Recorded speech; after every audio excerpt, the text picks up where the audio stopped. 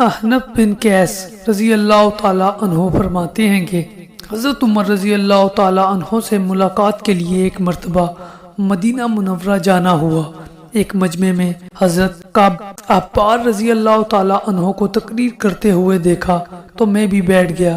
وہ فرما رہے تھے کہ حضرت آدم علیہ السلام نے وفات کے وقت اللہ تعالیٰ سے عرض کیا، یا اللہ میری موت سے میرا ازلی دشمن ابلیس بہت خوش ہوگا، اس کو تو قیامت تک زندہ رہنا ہے۔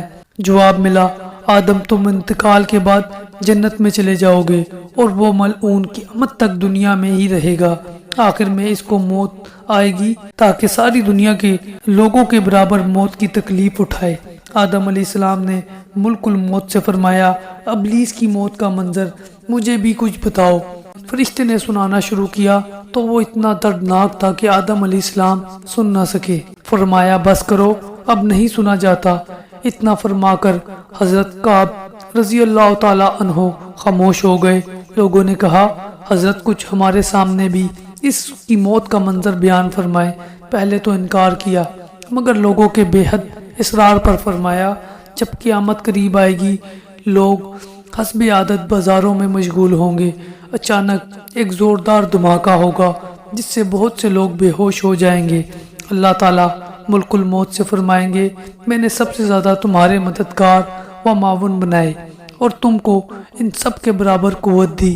میرا غصہ اور غضب کا لباس پہن کر جاؤ اور ابلیس ملعون کی روح قبض کرو اور اس کے ساتھ تمام انسانوں اور جنوں سے زیادہ سختی کرنا۔ داروغہ جہنم سے کہو کہ جہنم کے دروازے کھول دے۔ ملک الموت غیظ و غضب میں بھرے بہت سے فرشتوں کے ساتھ دنیا میں اس طرح آئیں گے کہ آسمان و زمین والے دیکھ لیں گے تو وہ خوف کے مارے پگھل جائیں گے۔ ابلیس کے پاس پہنچ کر بہت زور سے ڈانٹ پلائیں گے جس سے ابلیس بری طرح دھاڑے مار مار کر چیخے گا۔ اگر دنیا والے اس کی آواز سن لے تو بے ہوش ہو جائیں گے۔ ملک الموت ابلیس سے کہیں گے کہ خبیث، تو نے بہت طویل عمر پائی اور بے شمار انسانوں کو گمراہ کیا جو تیرے ساتھ جہنم میں جائیں گے۔ آج ان سب کے برابر تجھے موت کا مزہ چکھاؤں گا۔ تیری مہلت اور ڈھیل کا وقت ختم ہو چکا، اب تو موت سے بھاگ نہیں سکتا۔ ابلیس گھبرا کر مشرق کی جانب بھاگے گا تو کبھی مغرب کی جانب، لیکن ہر طرف اپنے سامنے ملک الموت کو پائے گا۔ سمندر میں گھسنے کی کوشش کرے گا تو سمندر نکال پھینکے گا۔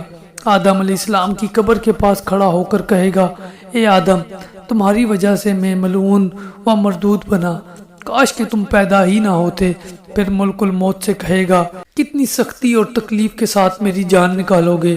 فرمائیں گے، جتنے لوگ جہنم میں ہیں ان سب کی موت سے کہیں زیادہ تکلیف اور سختی کے ساتھ۔ یہ سن کر تڑپنے لگے گا اور چیختا چلاتا ادھر ادھر بھاگے گا اور جہاں موت آنی ہے وہاں گر جائے گا۔ وہ جگہ آگ کے انگاروں کی طرح سرخ ہوگی اور وہاں جہنم کی کانٹوں والی کنڈیاں لگی ہوں گی۔ ان کنڈیوں سے تڑپا تڑپا کر اس کی جان نکالی جائے گی۔ آدم علیہ السلام و حوا علیہ السلام سے کہا جائے گا، ذرا اپنے دشمن کو دیکھو کس طرح ذلت کے ساتھ مر رہا ہے۔